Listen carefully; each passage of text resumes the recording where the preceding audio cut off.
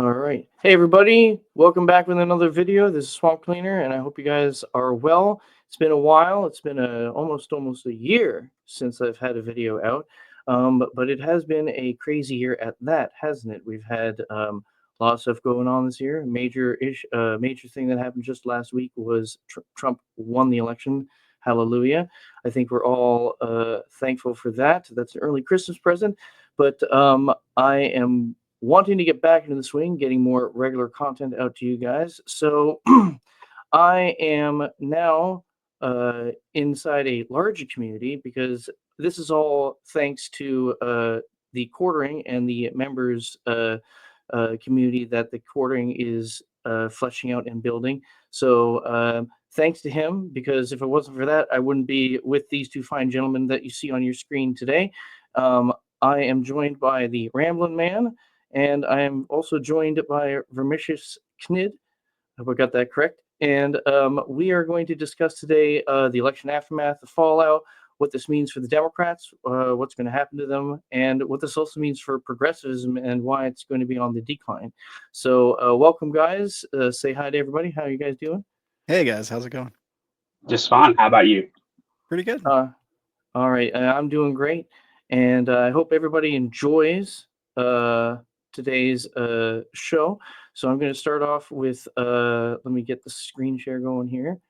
We're going to start off today with why the Democrats are in a tizzy, because if it is not the problem of all the Democrats, it's the problem of the majority of the progressives as well, because even Bernie Sanders, who claims to be an independent, can see from the outside in at the Democrat Party and saying that, hey, you kind of abandoned the working class. Because if you look at it here, his quote, let me highlight it here for everybody. It should come as no great surprise that a Democratic Party which has abandoned the working class people would find it that the working class has abandoned them. Will the big money interests and well-paid consultants who control the Democrat Party learn any real lesson from this disastrous campaign? Will they understand the pain and the political alienation that tens of millions of Americans are experiencing? Do they have any ideas as to how we can take on the increasingly powerful oligarchy, which has so much economic power? And he answers his own question because he says probably not. So that's a very glaring statement of a rebuke of the Democrat Party, in my opinion. Don't you guys think that? Yeah. I would say about 8 years too late, Bernie. But it's nice to have you on Team MAGA. I would reply to that with communist says what? Yeah, fair. Yeah. Sanders is no different than Biden. He's been in office so long that the problems he claims he will fix, he essentially had a large hand in creating. So I think he's just breaking away, trying to get away from the mess that happened over here, so it doesn't fall on him. But he's 105, so I don't know what how that's going to help him a whole lot. I know that's like a common theme. All these Democrats are really, really old. It's like they're just can't see the paradigm shift in front of them, and it's leading to them being left in the dust, pretty much. Well, I think to some degree, it's kind of like the movie The Shawshank Redemption, right? That they're talking about why that the older gentleman that got out, Brooks was his name in the movie, took himself out after he got out, because sometimes at some point you begin to lean on the walls. Well, people like Bernie and Biden. Bernie, I don't think has ever actually had a real job outside of politics. So that is all the man knows. At this point, Biden's been there 50 years. That's all they know. What else are they going to do besides ride off into the sunset? But I don't think that's something those guys, they down to the last breath, they'll do it. Yeah. Well, I mean, if you've seen it, like Nancy Pelosi clapped back and says like she respects Bernie Sanders and what he has brought to the table from his point of view over the years, but he needs to pretty much butt out of this. And just like, well, that's pretty much typical, because that's what the Democrats have done to Bernie Sanders over the years, is just told him to butt out of it whenever he's had any kind of influence. And it's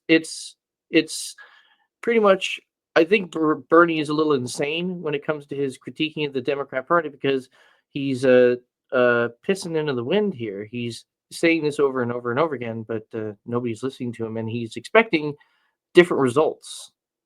And if you have these same people in positions of power and they're rebuking him every time, you're not going to go anywhere. So he's a little bit crazy to just, like, if that's all he has to offer is just this rebuke, it's crazy. He should do what a lot of Democrats have done and just leave them completely behind. He should just, if he was smart, he would have left politics, or he would have just, out of complete rebuke, I don't know, become a Republican.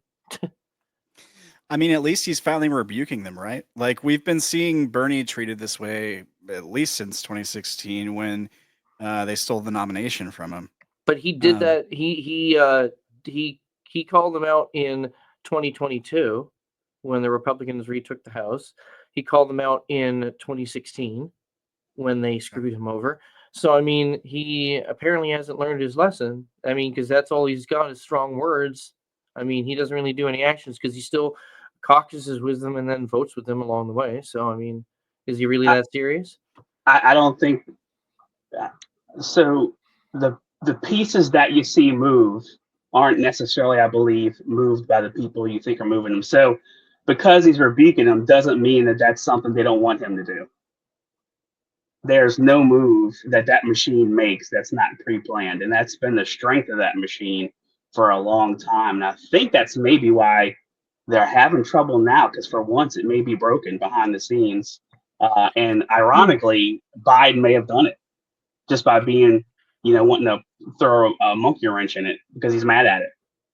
Well, if it wasn't bad enough that you have Democrats from within the party rebuking you, it's another thing to try to become party over country over party, and trying to square the circle of why you think it's a good idea to campaign with Liz Cheney and also get the endorsement of Dick Cheney. Because remember, people don't want to be in a coalition with the devil. I mean, that comes from Democrat insider sources. So please, guys, enlighten me as why they thought that this would be a good idea.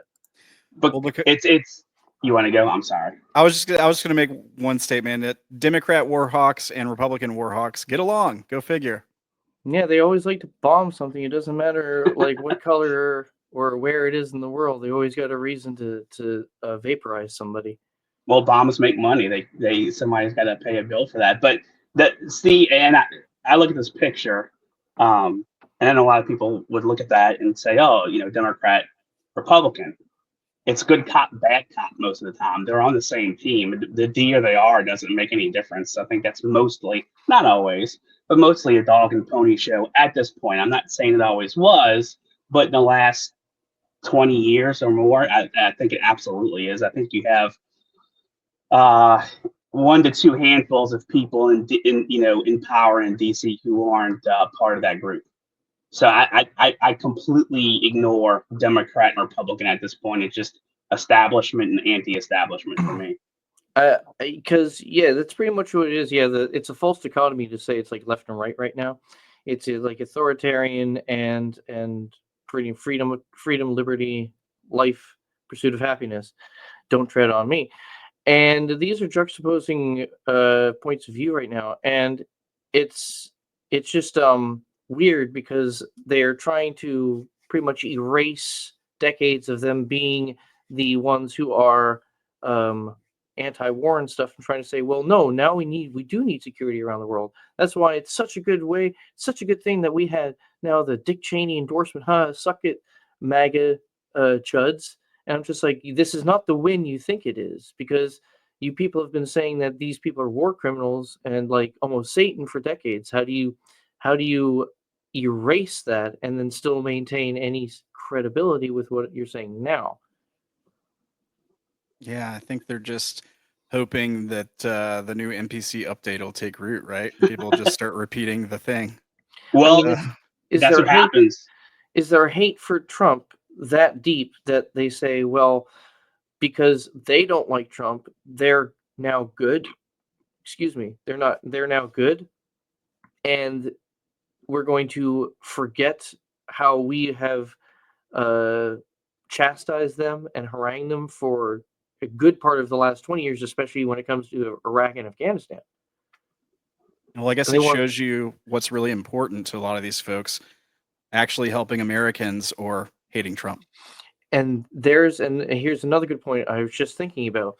Why do you think they want to just completely sweep under the rug the Afghanistan withdrawal and the deaths of 13 U.S. service members? Same reason. Yeah.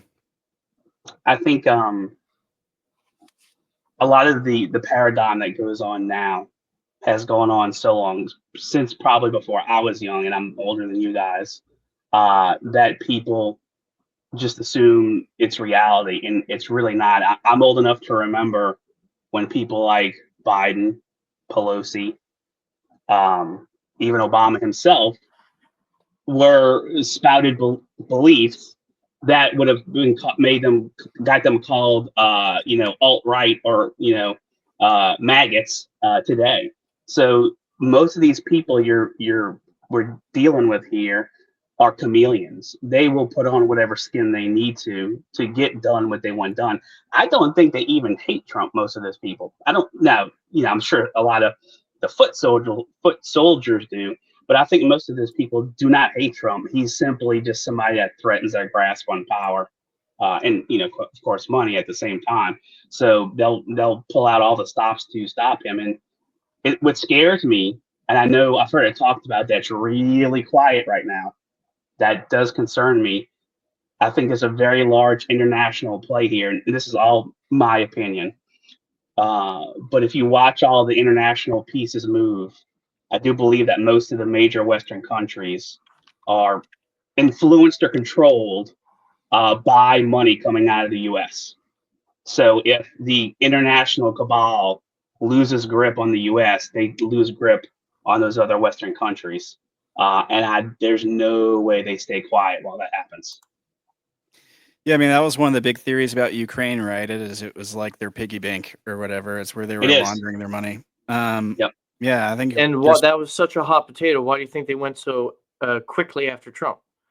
Tried to just completely project exactly what they were doing or what they were trying to cover up onto Trump himself.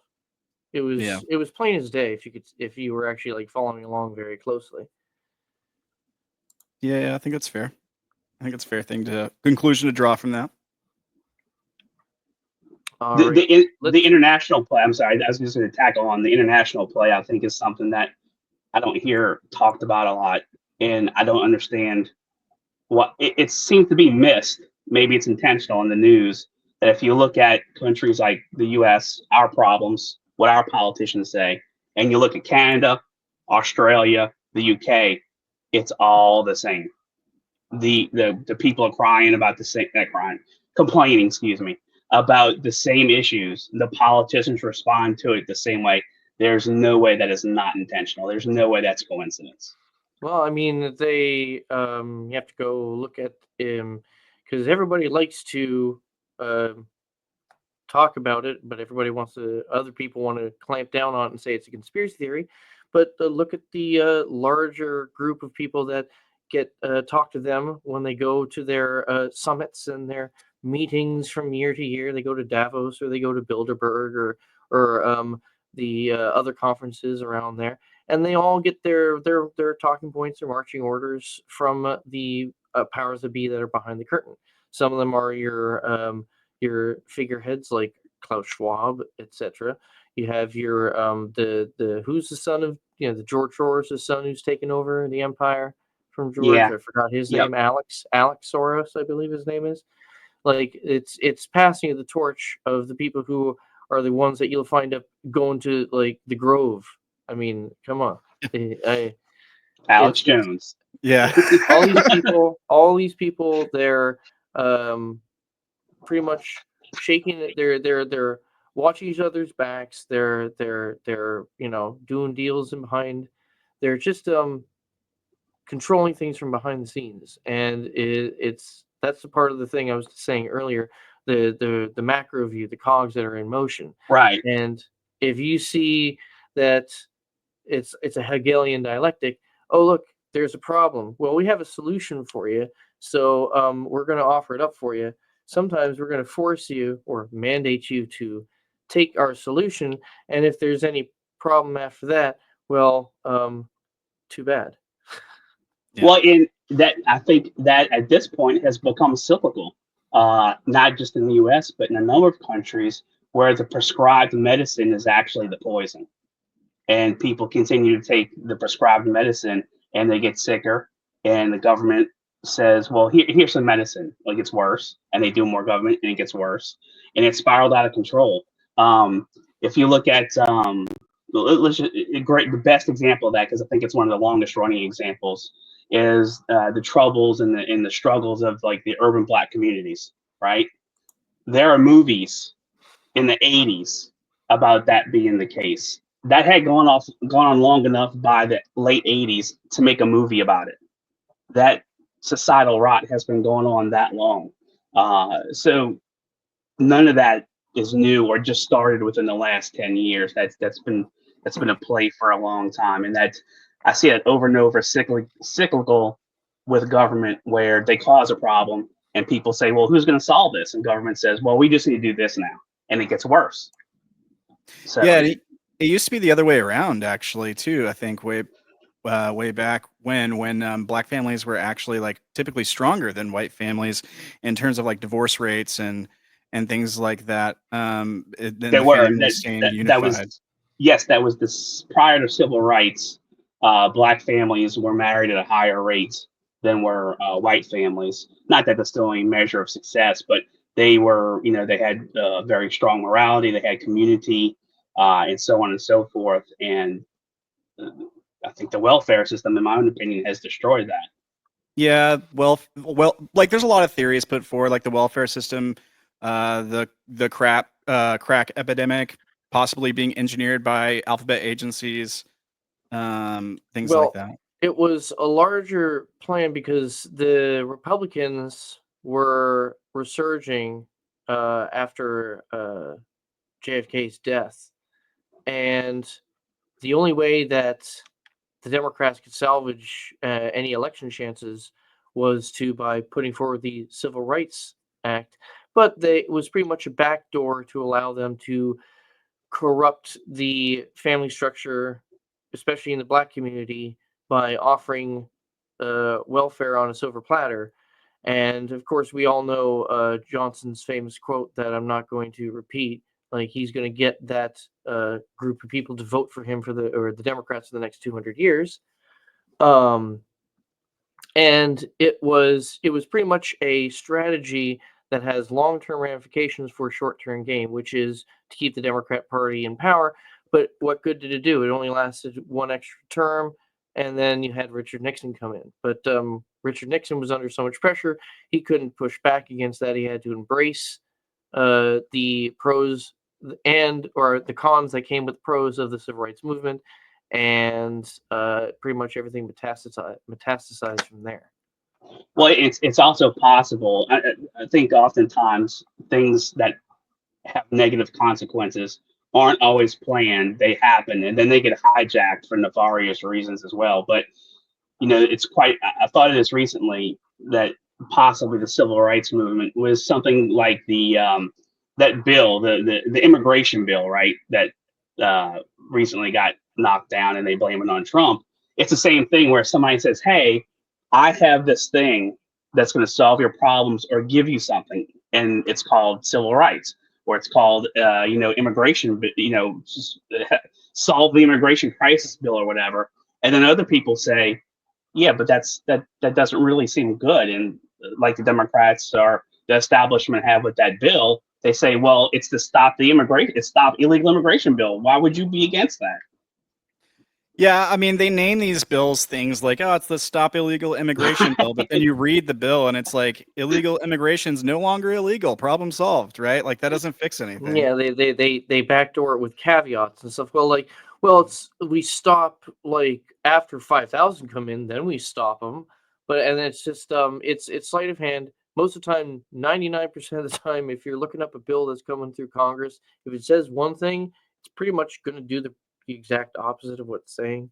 Yeah. So I I think mean, I think until we can root out the deeper corruption when it comes to the bureaucrats that are the ones that actually write up the bills, because remember, it's few and far between when an actual bill is written up by a senator or a congressman, or that they actually have a lot of input. Most of the time, they have an idea and then they pass it off to their staffers to actually write out the actual like legislature.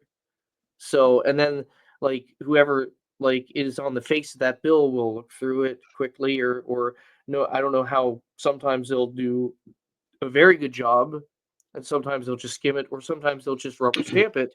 But it's like a lot of the time, it's just these faceless bureaucrats that are not elected that are actually the ones writing up the legislation. Yeah. I've also heard of it's been a while since I heard it mentioned. I can't remember the bill, but I remember there was a case where like a bill was put forward with like I don't know, it was like 700 pages or something and they had to vote on it by the next day. And it's like they didn't even have time to read it, you know? So like that they're voting based on agreements they've made in back rooms or behind the scenes Yeah. or well, whatever, you know. I think I believe or think most of those bills, or even political strategy or whatnot, are not done by the folks you elect or that somebody elects. Those are think tanks that come up with that.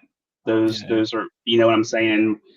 There's a number, and not that that's only a one-sided thing, but I know that there's lots of think tanks running the political world. Nobody that you elect, they come up with the ideas, and that's the way it goes down. Yep. Well, it must have been the think tank that thought up this idea must have been having like shit for brains for the day, because for some reason somebody at FEMA thought it was a good idea to send out a little memo saying, "Hey, if you're dealing with people who got some Trump signs or Trump paraphernalia in their yards, maybe skip over that house if they need help."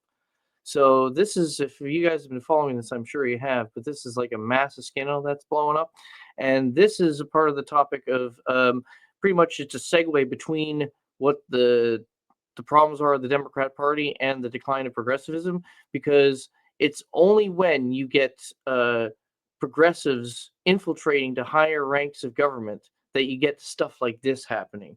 Like, and this woman, her name is Manrie Jackson, or what's her name? Where is it here? It's yeah, Marnie Washington. She thought that, hey, I got this it's just like a memo. It's not actually my fault that like I told people to actually like discriminate against people. It's just a memo because it's about safety because of political targeting. And a lot of times when we have people going to places that have Trump signs, they also have trespassers will be shot signs. So that's dangerous. So that's why we skip it over. So she's trying to um, explain it away, excuse it away. It's just like protocol, but everybody knows it's utter horse shit. What do you guys think? Well, I mean, I think it's interesting that this type of thing always flows in one direction, you know. Um, Very and good point. Very good point. I think that they probably because they've got all the institutions captured when it comes to the media and you know and everything like that. They probably thought that this was never going to be covered. That nobody was ever going to. The mass public probably would never discover this. And you know, this is probably just one in a myriad of things that they've done like this. It wouldn't surprise me at all. That's actually why I don't. Which for what you just said is exactly why I don't think it's that big of a deal. Meaning, it doesn't tell you anything you don't already know. The government's captured. They're very happy to hurt you wherever they can. This is not new at all. It's just another example. Yeah. And I also believe back to some of the other talks we had mentioned earlier about what you expect of the government or not. I believe it's an entire philosophical error to expect your federal government, to save you or to do anything beyond what the Constitution lays out. The moment you expect, even in a disaster, the moment you expect the federal government to save you, you've exchanged something for that, you're going to exchange freedom for their promise of help, and you'll get neither. Exactly like we were talking, the quotes from Franklin we had talked about previously. So this is such a philosophical error for me. The people in Hawaii, in Lahaina, they expected the government to save them. They did not. Correct. And Yeah. and they got hosed over horribly. That's not to say the federal government shouldn't help anyone. I went through Katrina. So And for anybody in the audience who doesn't know the context about how the people in Lahaina were getting hosed was on top of the fact that their property was pretty much wiped off the face of the earth. The government was stalling the insurance companies from paying out on those insurance claims because the government wanted to allow the banks to foreclose on those properties, and then the government could buy it up on pennies on the dollar. That was fortunately stopped, I do believe, because there was so much outroar about that. Yeah, I mean, let's not forget where they literally trapped those people on the interstate or the roadway or whatever while the fire Yeah, the burned police instead of stopped them. Yeah, the yeah, police stopped them. and like literally caused a lot of deaths, as opposed to just like letting the people flee the fires. to be fair, though, in the context of the discussion of federal, that was not federal forces, that Yeah, was local. yeah, So I just fair. That's fair. Fair distinction. Yeah, I mean, but here's my question is when it comes to now, we're going to segue into the decline of progressivism. Now, in my opinion, I don't believe this person would have been reprimanded or even that we would have known about this ever happening if the left wing and the Democrats were still going to be in full control. If that was the case, you would have never heard this story because they would have had pretty much their mandate to move forward with their ideological leanings. But now that progressivism is on the decline. You can see it with the election that just happened. We even just not even the electoral college, 312 electoral college votes, six better than he did in 2016.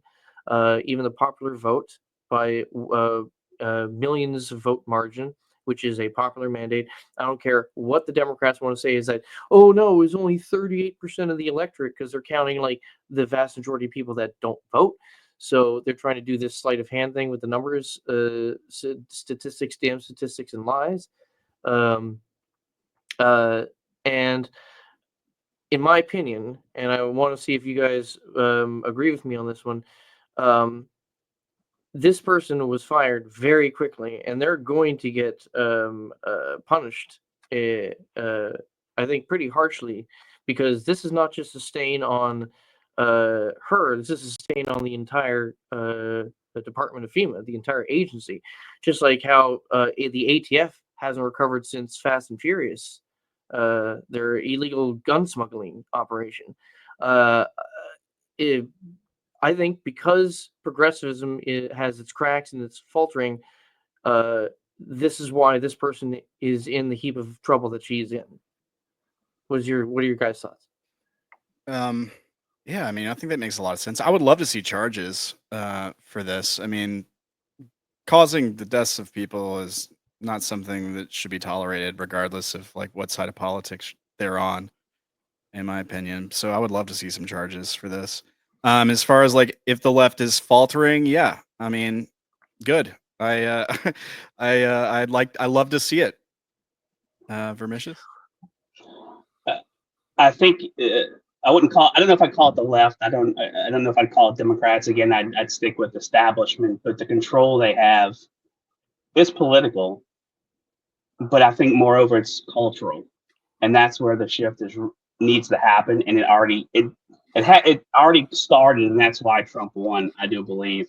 And there's now a runaway train of change in the opposite direction where they will lose the culture war, which I know is a famous Tim Pool phrase. Uh, but that's really their entire method of control. I don't think that could possibly be overstated. The Because fact that this got out is a huge deal. well, remember their modus operandi was for the longest time to jettison anybody who doesn't believe the same way. So if to them operating in this framework would be acceptable to them by passing over people who don't believe the same way we believe, and it would not have made as many ways and been addressed as quickly, in my opinion, if it was say like 20 like 2021, 2022, just a couple years ago, like even in the middle of the churn of Trump's presidency, 2017, 2018, 2019, you had even though Trump was in presidency, he was from the top down. You can't do much. All this progressivism had already metastasized into the culture, like Hollywood, the academia, even politics. Because just even a decade prior, in 2008, 2009, you only find that on Tumblr, and it's very. I find it very interesting that a lot of this, even though it um, wasn't created on Tumblr or places like Reddit.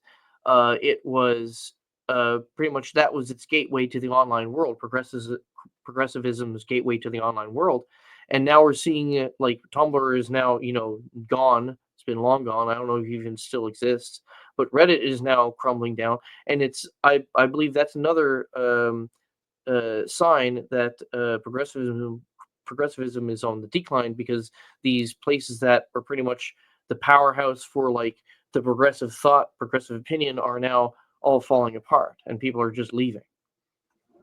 And you mentioned 2008 in that time period. I'm old enough to remember this stuff being injected in the 80s. It wasn't near as big and bright as it is now, but that's at least when it started.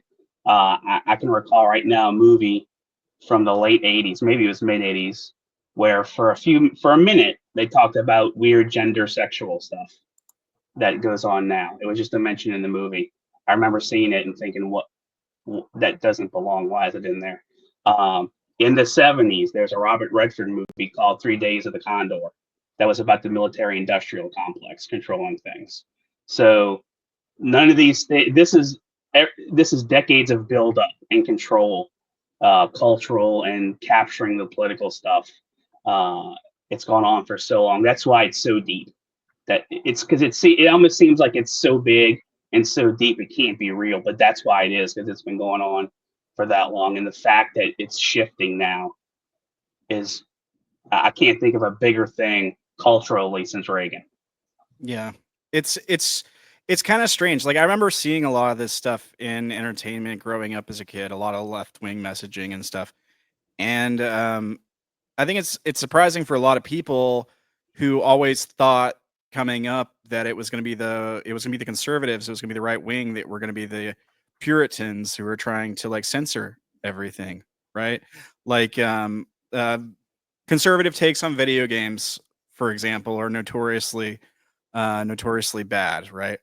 Um, but it's just crazy to see that actually no, it's the left wing, it's the Democrats who want to censor free speech, who want to censor free expression, who want to censor like what you're allowed to say and think.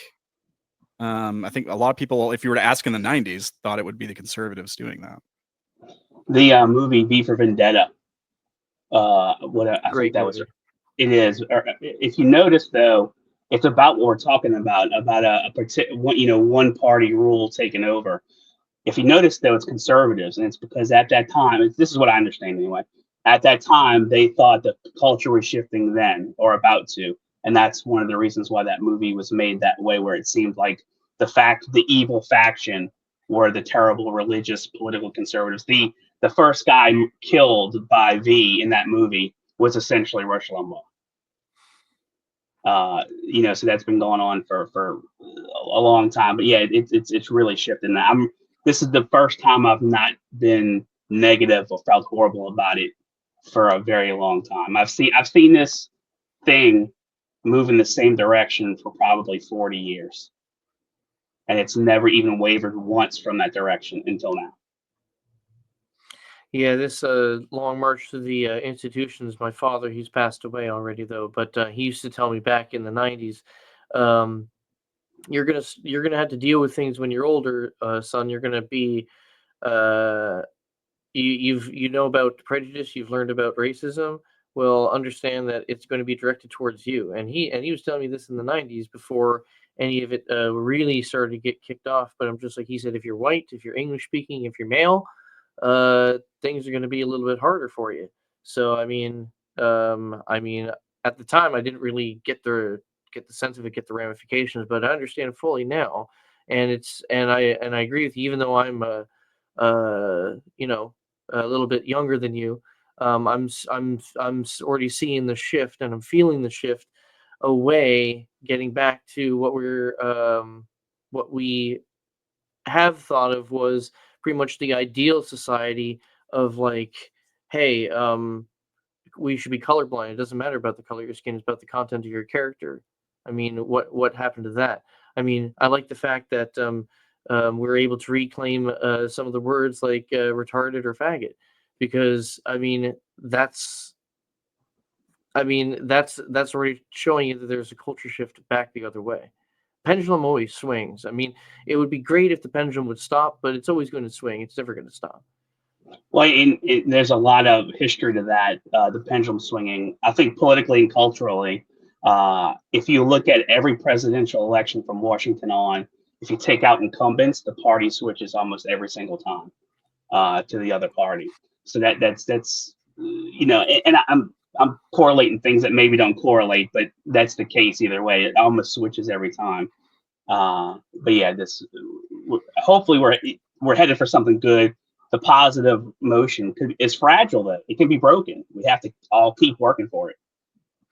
Well, it's I believe one of the ways that which will help us move forward is seeing good news like this, is that play pretty much the mouthpieces for the progressive movement, or to project the progressive movement onto the rest of us, are starting to fall to the wayside, because you have places like CNN, MSNBC. They're going to be starting to axe a lot of their top stars in massive layoffs coming up, because in some cases they've lost over 50% of the viewership since the election. People like Caitlin Collins is on the chopping block. Poor Anderson Cooper is going to have to stick with his measly $20 million a year. Oh, good heavens. So that's a good thing. What do you guys think? Well, I love to see Caitlin Collins on the chopping block. I can't watch Caitlin Collins. I'm sorry. Just not a fan. But she's a self-professed sociopath. She says that she doesn't have any emotion. She said that. Yeah. That's interesting. Is that how she feels? Well, well, that's one of the good reasons why she has some of the worst resting bitch face we've ever seen. I mean, because Jeremy can attest to that. He's brought that up on several occasions. But yeah, go ahead. What you're gonna say, Ramblin'? I was just gonna say, like, I think a lot of the reason these people are on the chopping block is if you just turn on their shows and look at what they're saying, like they're following through the same rhetoric that has caused the loss of the election. It's causing the destruction and the fracturing of their party, instead of coming around and thinking, hey, maybe we got too extreme with some of this stuff and we need to try to relate to normal people again. We're just going to double down even more and start calling the Hispanics who voted for Trump white supremacists. And that's what a lot of them seem to be doing. And they're not doing themselves any favors by doing that. Well, exactly, because you have the likes of Joyanne Reed here, and I'll get your take on this here, Vermicious, in a second. But I want to play this for us. Tell me if you guys can hear this. But Joyanne Reed is now lashing out at the white women in her audience, saying that the black people ain't going to be joining on with you on any movements or strikes, because they're going to sit this one out. Apparently, she speaks for all black people. Hey, I just want to give some free advice to the white progressives, particularly white progressive women who may be You guys can hear thinking that? about marching against the Trump victory, maybe putting back on the P-word hats and doing that thing. I would just say probably don't send any of those invites to any black women you know. I'm just going to tell you right now, they're not coming. Like, I'm pretty sure black women have resigned from the Save America Coalition, Save Democracy Coalition, and definitely the Save the Democratic Party Coalition. I think that's probably not happening. I would just keep those invites maybe among your own friends, because I don't think they're coming. But yeah, I think black women are now on the Save Black Women, Prioritize Black Men, and prioritize black communities, black businesses, and that. And the black spaces, but Save America, Save the Democratic Party. Yeah, I don't think that's happening. So, did you guys hear that? Yeah, so they're routed. Okay. Don't- Yeah. Don't back each other up. It'll make it easier for the conservatives to sweep up. They think divide and conquer will work in their favor, like going backwards, like in reverse or something. Vermicious, what do you think, Mark? Yeah, I was gonna say that's exactly what all that is divide and conquer, right? I'm fairly confident that all the things she just said she does not believe, nor does she probably care about. It's all strategy, for the most part. Now it's possible she's just a really hateful person and she wanted to get on there and spout out, but I think 9 times out of 10 that's not the case. I'm not saying that they get centralized marching orders from the moon or something like that, and they all do the same thing. But clearly, there's a lot of coordination. I find the great irony in the race thing is that race at this point in the world, as global as it is a social construct. What does it mean if I see a black gentleman or a black lady across the street, outside of the shade of their skin, it tells me nothing. If I see a white person across the street, it tells me nothing. It doesn't tell me where they're from. It doesn't tell me what culture they are, what morality they have. It means nothing. It literally means the shade of your skin. So them trying to make that a tribe is based on nothing. They know it. They're just trying to. It's just divide and conquer. It's all it is. And the more that we take the fire out from under it, the more coals are going to try to throw back on it. Because she doesn't actually believe this stuff. She's in. I believe that she does have some prejudice somewhere for white people and other races, but not to this level. She's definitely doing this divide and conquer thing where she's sensationalizing it, and she just sees the wedge where she sees it, and she's going to use it where she can use it. I, the one thing that is a little disconcerting is that, I mean, you can still see this kind of like this hangover, this ideological hangover that's still going to be in the mainstream media for a while. Because if let's say Tucker Carlson was still working at Fox and he was saying this about well, no, black or white men are going to be looking out for white men, and we're going to look out for the interests of white women and stuff like that. You guys know what happened to him within the end of the day. He probably would have gotten suspended and then fired, and then he would have been shunned off of all social media, probably. Yeah, and I think when she says that that people like her are going to focus on raising up black men and women, they're not talking about black men and women who voted for Trump. They're not talking about Larry Elder, for example, who they literally called the blackface of white supremacy. Um, and that's a quote. That's not me saying Yeah, that. that's crazy, man. They don't care about the black men and women who think differently than they do. They consider them just as bad as anybody else who thinks differently than they do. So they I say think it one. goes. I was Go going to ahead. say, I think it goes further than that. You have someone like Joy Reid, and it has nothing to do with how she looks. I don't know why she hates the top of her head so much, but clearly she does. But whatever she considers about herself, or her sex, her race, I don't think they care. People in that position, I believe, I wouldn't say they're sociopaths, but they don't care about anything but themselves. I don't know that they even understand what love for another person is. That may sound very extreme, but I think it runs about that deep. So it's their only motivation is what they can do for self. So if somebody offers them a great amount of money to say some things that they don't believe, well, then you turn into AOC and you say the most retarded things you could possibly think of.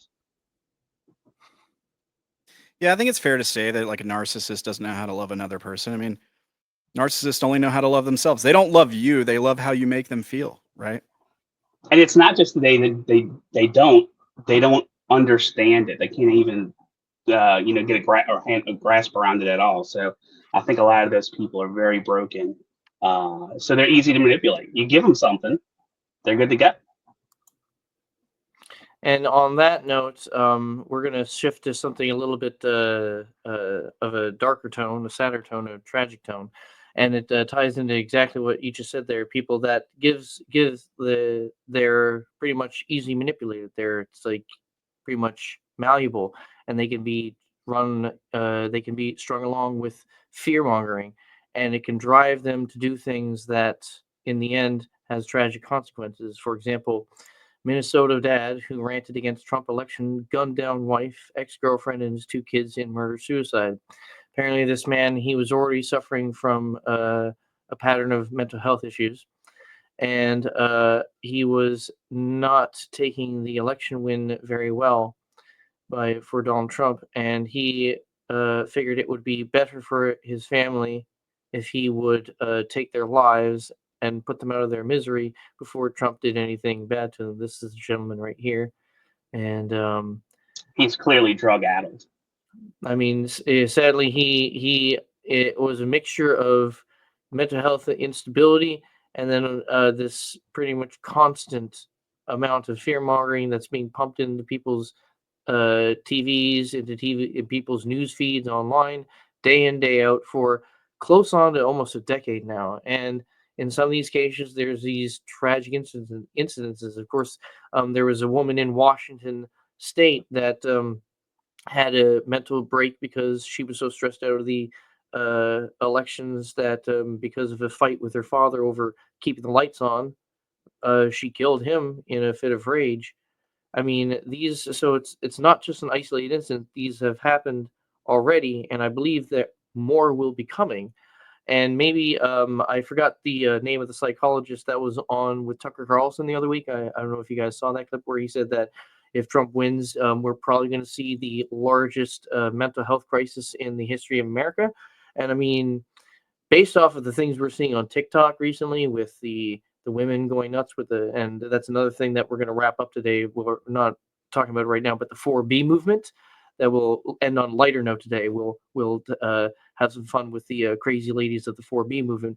But you see these responses, these manic responses, and you have to see what there's an underlying issue going on here, and the fingers need to be pointed squarely in the direction of the mainstream media and other actors. And these are not isolated instances. It's going to keep occurring, and hopefully, nothing crazier does come of this. But I mean, somebody needs to be held responsible for what's going to be happening. What do you guys think? Yeah, I mean, I'm not one to stand on the dead bodies of children to like push a political point or anything, but if this was the other way around and like, this was a Trump supporter that did this, because of a Kamala victory or something like that, the mainstream media would not stop talking about it. And these giant billion-dollar corporations, they know when they're putting this rhetoric out that there's a certain percentage of people that are gonna maybe believe it too much, take it too seriously, and take action on that deep-seated belief. And it's tragic. It's awful. It's disgusting. And while the person may have been mentally ill, and maybe not all of the blame falls on the mainstream media, I think it's fair to say that calling the guy the Hitler dictator that's going to end the world for 10 years probably plays some part in it. I mean, that is extremist rhetoric, plain and simple. I mean, that's what they would say. And I have a hard time. That word gets thrown around a lot, like constantly. Mental health. I don't necessarily think killing multiple people or a bunch of people is a mental health thing. Could be, doesn't mean it is. I mean, if we're saying that, how many folks do you have to murder for it to be mental health?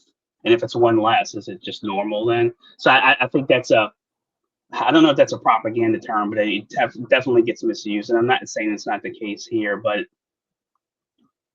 people are easily manipulated by fear. If I run down the street and say aliens are coming and I keep doing it, eventually somebody else will join, and then 2 or 3 more will join. Before you know it, I'd probably have a herd of people just running because I'm just running saying aliens are coming. So I don't think it's hard to cause that. And I think the folks pushing that stuff, they don't care. If half the people they presented that stuff to did that, killed other people, they wouldn't care either. They don't care. And one thing I wanted to add on to this is that I'm not trying to. That's not. And I'm not trying to insinuate that that's what you're trying to accuse me of. I like, of course, I would never stand on the laurels of children to push an idea. Um, but I believe what you touched on was that if the shoe was on the other foot, that they would be going off on this. See, and they would be coming at it with a different angle. They would be coming at it from a malicious, like finger pointing, evil angle, where I believe that there is a certain responsibility that people need to bring up stuff like this, but and understand that we need to be conscious that we're coming from a place of concern and trying to figure out what the issue is and resolve it. And that is, I believe, the contrast. That was my point that I wanted to bring up, was the contrast between how they would respond if there was a situation that Trump supporter guns down his Kamala loving family. They would say that that's what you get. That's them. That's their evil Nazi-ish lifestyle and all that stuff. They would do the accusing thing, where of course, this is a tragedy, and his mental health issues. Like, there's questions we ask, like, how was he able to have access to a weapon, a firearm, all these certain things, and these are the details that if you parse through, you can pretty much drop the ideological angles to certain things, and maybe in retrospect it was maybe foolish or not foolish, um like, what's the term, um using like mm, being tactless in using this story as an example of the topics I was trying to discuss, and maybe in reflection I can look upon that and do better. But I believe that we have to be responsible with how we're talking about this and understand that if the shoe was on the other foot, we wouldn't be getting given the same quarter. Yeah, I mean, it's an important story. I think it's fair to bring it up and talk about it here. It's no personal attack on you or anything. No. I wasn't, and that's not what I was trying Yeah. to insinuate. I was just because like it's so hard because you see what's happening in Ukraine, you see what's happening in Israel, see what's happening across the world, and a lot of the time these people who sticks rails on, the NIMBYists, the not in my backyard people, they want to just excuse this away. I don't bother me with this. I'm paying attention to my housewives of LA and all this stuff. And these are the people that need to get the sense knocked into them. And that's why I believe stories like this are important to cover. And uh, that's why, of course, we need to be respectful, but we also need to have our points be clear. Yeah. Empathy is a skill not everyone has, but it should be cultivated. But it's easy for it to drop out of general culture, I think. And that runs with narcissism, selfishness, being self-centered and self-obsessed. I think it's real easy to lose the thought of, well, what if that was me? It takes effort to do that. We've all seen now zillions of videos of young women crying, about Trump winning, and I know what they know is, silly, but it hurts. It hurts me to see him do that. I have a daughter, so I think, what if that was my daughter and she's so fooled that she's shedding real tears? I feel bad for him. In that case, that's what I try to do, but I don't know that everyone does that, and a lot of people just don't care. Yeah, that will be our final segment for the day. But I have when it comes to them, I believe that a lot of it is performative. It's histrionics, just like Tim Pool says. Because why, instead of just relieving yourself and letting your grief out, why would you hold it in and wait to hit the record button just to put it out there for the world to see? Because I understand, like, people, yeah, empathy. People need to have empathy, but if people are trying to disingenuously game the system and try to uh, get a pat on the back where it's not deserved, that needs to be mocked, in my opinion, ruthlessly, because that kind of behavior is unacceptable, in my opinion. But Yeah, I mean, it's like oh, those go ahead. nurses. It's like those nurses who had filmed themselves crying in the hospital and with the caption like, "Oh, just lost 2 patients today. Time to pull it together and get back to work." And it's like, man, you seem to care a lot more about virtue signaling for internet clout than you do actually losing the patients. You know. Yeah, I find it an interesting point that's most often women or young girls, and that's not a knock against anybody. I think just the social difference between maybe men and women of what they need or what they perceive. So Well, one way to drive men and women away from each other, good segue, is that chastise them while they're trying to eat their holiday turkey, because Yale psychiatrist urges MSNBC viewers to shun Trump voting family members over the holidays, because everybody knows that the best way to make the holiday sweet is to sour everything with politics, right? Yeah, I mean, don't try to forget about the craziness going on in the world and enjoy some time with your family.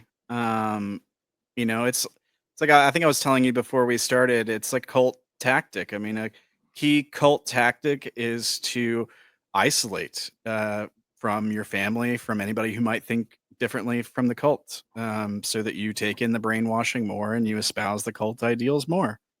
Don't rely on your family. Rely on stick here with us on the mainstream media and let us tell you what to think over the holidays.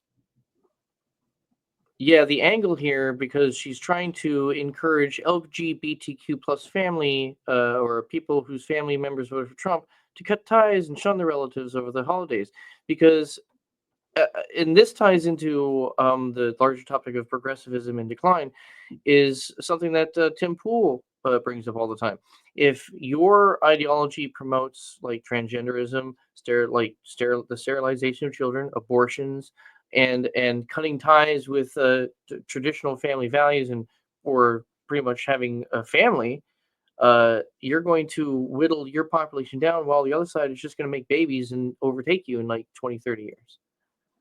and so if you even look at that paragraph, I mean, it's trying to cut people up into tribes as much as possible, and it's really that worked really well for mine.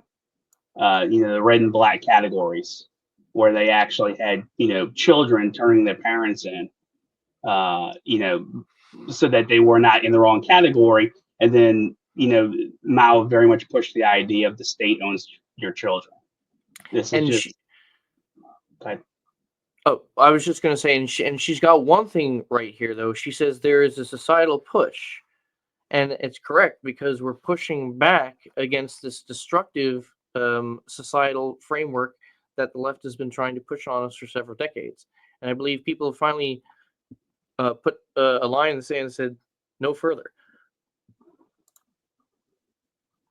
What do you guys think? I think it's good to see people waking up to some of that stuff, and it almost seems like people starting to see that stuff for what it is becoming more mainstream, right? And I I think, think that's the cultural shift, right? And once you see it, you can't unsee it, and that's what they were desperately trying to stop with censorship. yeah, it's good to see. And look, not only is there such positive emotion now, motion forward away from what we consider the negative. Uh, I think there is a powerful chance now for converts. You have all these people who, many of them very young, who have been told horrible things and saying horrible things are going to happen, and these people hate you. And when they find out possibly that good things happened or things got even a little better, and not only did those people not hate on you, maybe they helped you, maybe they accepted you, that can drag them out of the paradigm that they're in their brain. And you can gain converts that way. Converts to sanity. Yeah.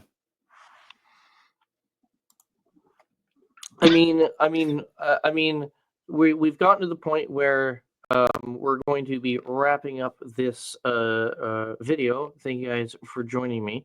Thank you guys all at home for sticking around if you stuck around this long.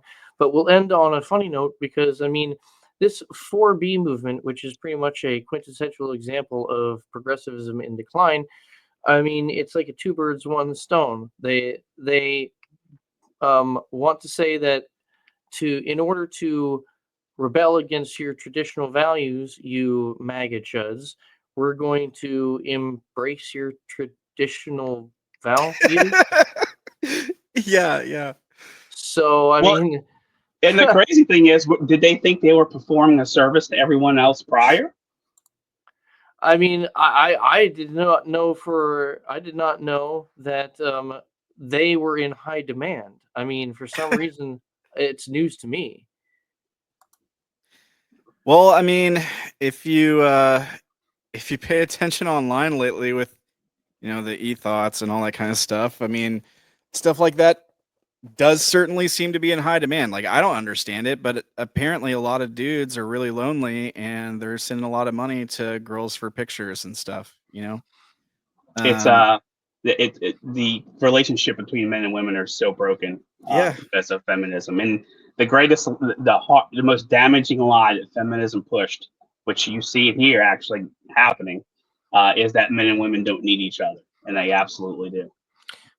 Plus, these people, it's always a me thing because they never think for like 2 seconds about how this can affect other people because they stirred up the hornet's nest with the cancer and alopecia community, where they're pretty much being accused of like making light of the seriousness of cancer and alopecia by just saying, "Oh my God, we're going to shave our heads." Why? Well, it's because I won't be able to kill a child when it's 3 months old in the womb. I'm like, holy crap! I mean, people are Yeah. actually fighting cancer. Yeah. I mean, they're not even thinking about how this is going to affect them down the road. Like, they're just thinking, I'm angry and emotional and That's funny. I want to take it out on somebody. Or, any way I can, really. I mean, Um, I'm sure like in these two pictures, can you spot the people who have joined the 4B movement? yeah, it's pretty easy to tell. No, because I only see one picture. I don't know what else. Right. Yeah.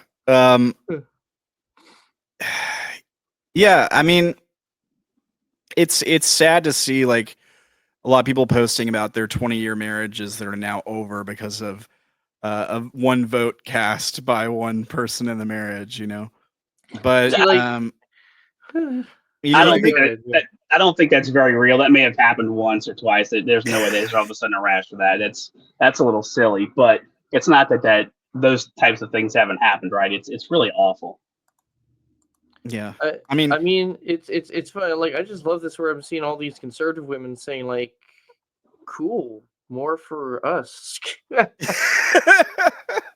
you seen the Melanie Mack one where she jokingly Oh yeah, let me. made her head look shaved and was like ranting By the about time it? Melanie Mack is 50, her sarcasm will have to be registered as a lethal weapon. Oh yeah, I think it's on. Let me take a look here. I think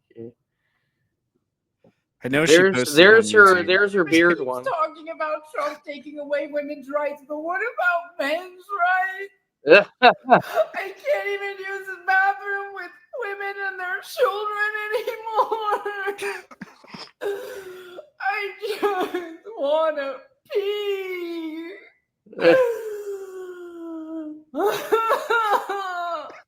And look, I have to say the fact that she still appears to be an adorable lady has me questioning many things about myself.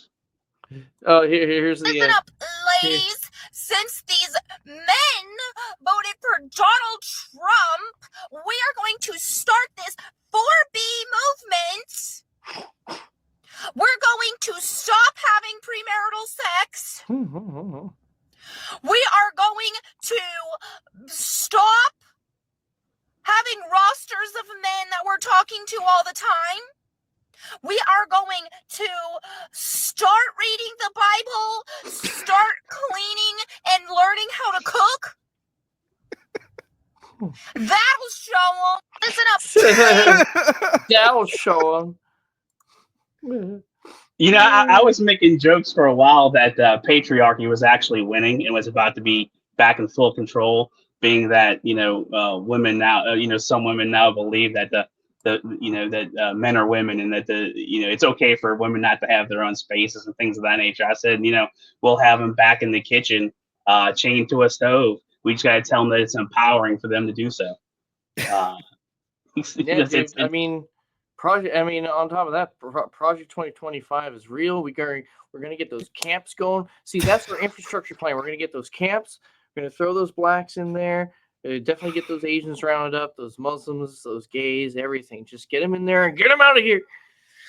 Yeah, that's the Matt Walsh meme, right? It's like, guys, we can tell him now that it was real the whole time. Oh, he said that, didn't he? He did a video that where he said, or was it Michael Knowles? It was one of them that said, yeah, it was completely real. That's what we were playing the entire time. Yeah, now we can tell you. Right, surprise. Yeah, and people see that and think it's real, No, I mean, look, I think it's fair to say we all like women. We all want women to be happy. There's a lot of people right now that are seeing this 4B movement stuff, and they're like, well, your terms are acceptable. You know what I mean? I was gonna say that exactly. Yeah. I mean, I think it's been what 10 years since you've gotten close to anything anyway. It's gonna be another 10 years. Okay, well, what's the problem? Like nobody's missing out. Yeah, and if you're not sleeping around with a bunch of strangers anymore, then you're probably gonna be. Oh no, heaven forbid.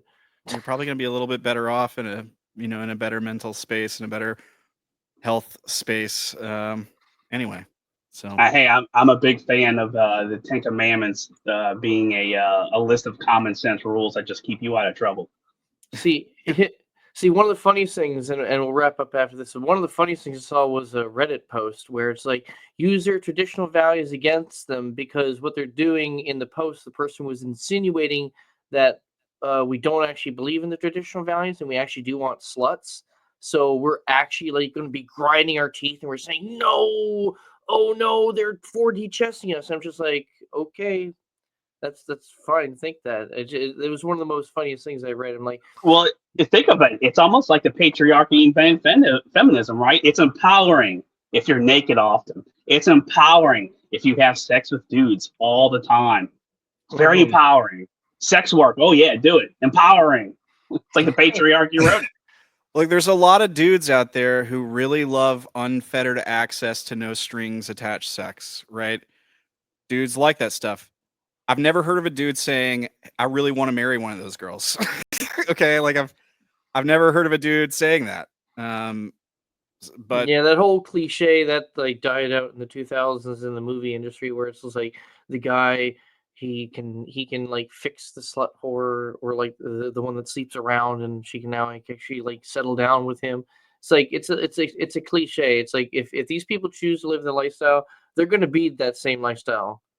I mean, it takes a cultural shift, a societal shift to incentivize people to go down a more responsible path. Well, it's a different expectation of what you want, right? In the late '80s, Charlie Sheen was on Letterman, and at the time, Sheen had gotten busted ordering and buying prostitutes. And on air, Dave Letterman asked Charlie Sheen, "Why would you, a very rich, popular, famous actor, buy sex?" And he's like, or pay for sex. And Sheen looked at him and said, "I don't pay for sex. I pay for them to go away."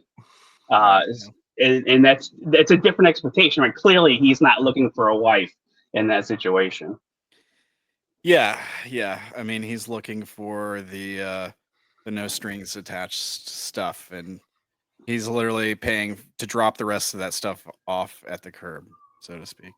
That's all it is. It just depends on what you're looking for, and you may think and that's the Ten Commandment thing kind of too. You may think you're doing for yourself, but you end up just harming yourself in the long run. Yeah. All right, and I think on that note, we'll wrap up here. It was glad to have you, or it was a great time to have you guys on. It was a great discussion. I enjoyed that. You go ahead, guys. Do some shout outs for yourself. Where can people find you? We'll have links in the description below at the end of this video, so you guys can click those links. But give us a little shout out from where you guys from and what you guys like to do. Sure. So I'm RamblinManTV. I mostly do tabletop RPG content over on our YouTube and Twitch channel, RamblinManTV, all one word. So you can find me there. We just had a mass exodus where a lot of people left because of the election results and stuff. So we're looking to get some more positive-based, maybe open-minded people. Fill some of those seats and keep on doing cool shows going forward. So if you're interested in that kind of thing, check us out. The Discord's public and free. You can find all the channel links on the YouTubes and on Twitch and stuff. Thanks for having me. It's a pleasure to be here. Great to meet you guys. Yeah, this is awesome. Thank you. I'm just a guy who likes to talk about culture and politics. I don't have anything anywhere. I'm just an old tech guy. That's about it. Well, there you go. Hey, it doesn't. See, it doesn't matter. It doesn't matter where you're from, what angle you're coming from.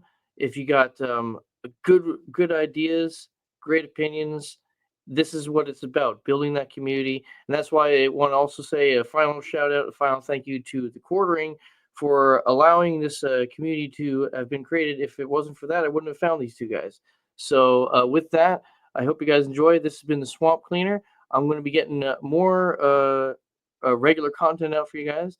No, this video went way over, but that's okay because I enjoyed it. I know you guys enjoyed it too. But we'll come out with more regular content. We'll do some live streams. I'm sure you guys will see Ramblin' and Vermicious back again, and you'll probably see some new faces as well. So come and join us. This is going to be a great experience. We're going to enjoy the flow of the next 4 years and see where it takes us. So I hope you guys all have a great evening, and I'll talk to you later.